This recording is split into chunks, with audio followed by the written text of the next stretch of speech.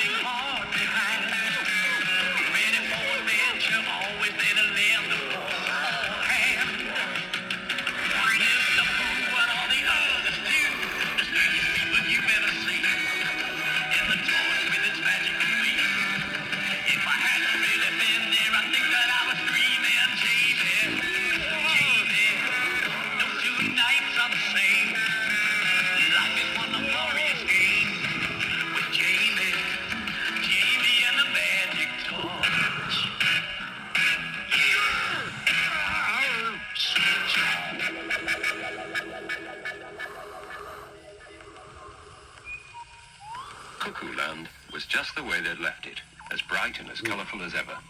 The only difference was there didn't seem to be anyone about. Are there cats? Jamie stopped dead. Oh. I think so. I'd like an action replay of that. Whirr. He looked all round him, but he couldn't see any sign of Strumpus Plunkett, and yet it had been his voice.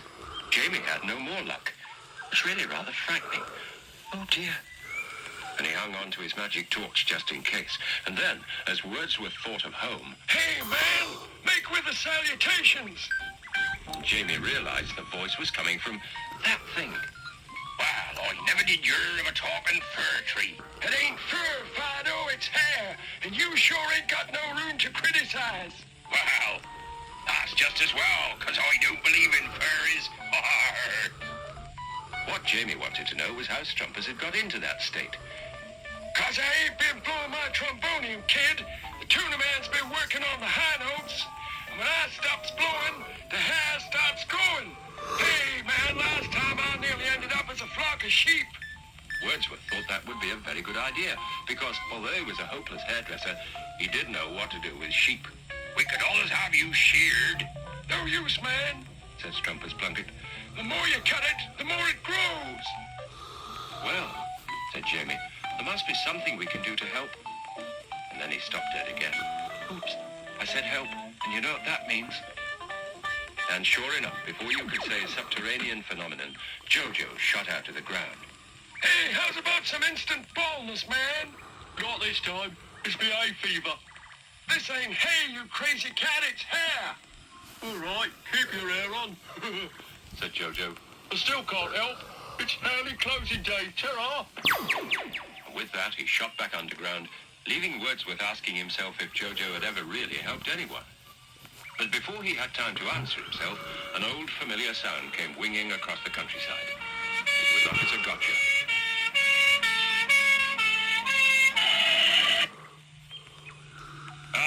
Gotcha. Walk in a haystack without a lead. Hey, Fuzz, who are you calling a haystack? Strumpus was very indignant. This ain't no wig, you dig? Ha-ha, said Officer Gotcha.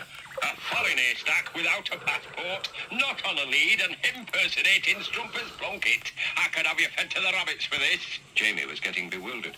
I've got to get to my trombonium, man. And it's not to be seen, said Jamie. So what are you going to do? Do?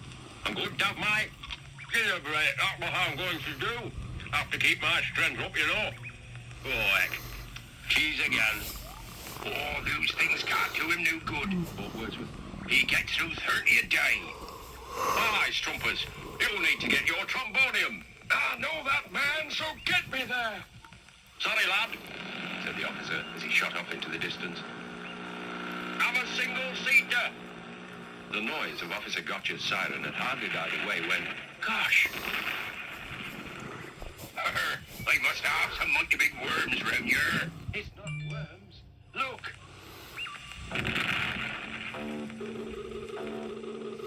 It was the submachine. At last, the hatch opened and Mr. Boo stuck his head out. You Now then, 237 bluebirds, yes. 87 million blades of grass, yes. 14 dormice, a haystack. That shouldn't be there. Wrong!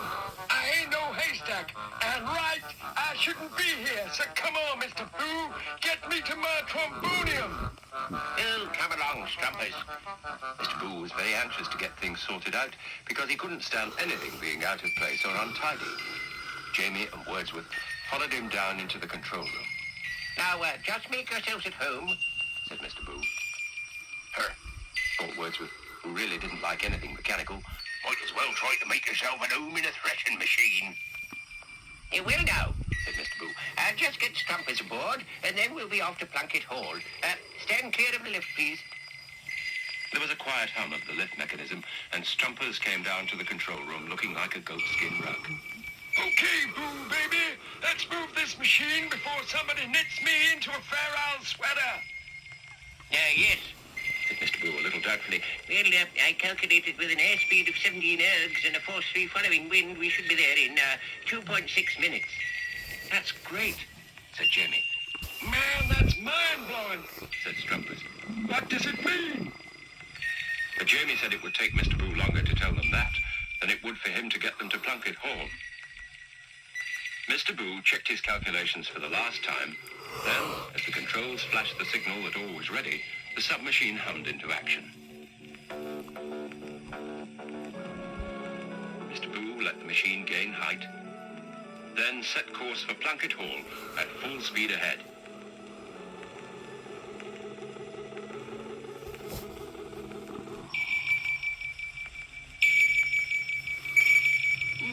There seems to be something rather odd here.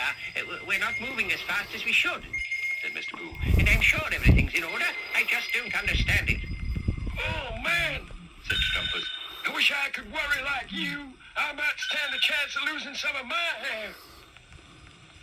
But Jamie was worried too.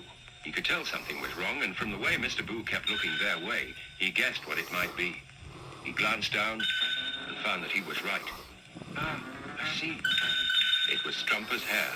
Since he'd come aboard the submachine, it had grown a whole lot more until now it had spread through the control room like a weed. Oh, wall-to-wall Strumpers.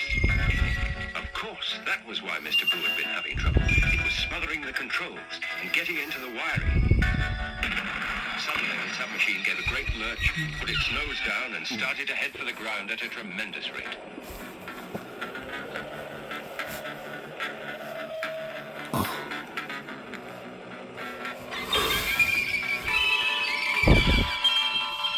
Lights and buzzers went off all round. Jamie took tight hold of his magic torch and climbed into the emergency hatch.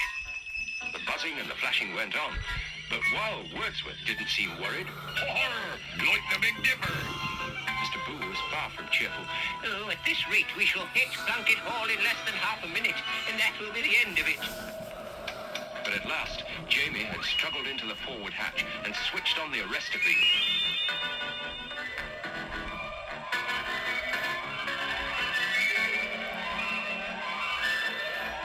He held his breath. Yes, it was working. The submachine leveled out and landed. It's all right. We're safe. He's done it. By Jove, he's done it. A moment or two later, Strumpers was at his beloved trombonium. And as Strumpers played, the hair just disappeared. Yeah, great. Gosh, said Jamie. And all thanks to the magic torch. But as Wordsworth said, it was thanks to Jamie's courage as well. They wondered if Strumpers would play again. Sure thing, cool cats. Here's a number called Jamie's Ragtime Stump.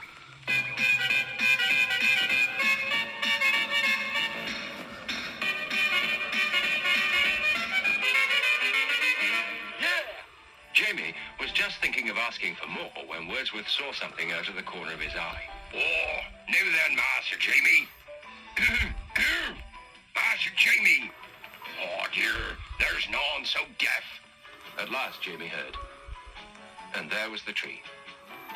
Ah, well, said Jamie. No more till next time. Goodbye, Strumpers. Ah, good boy.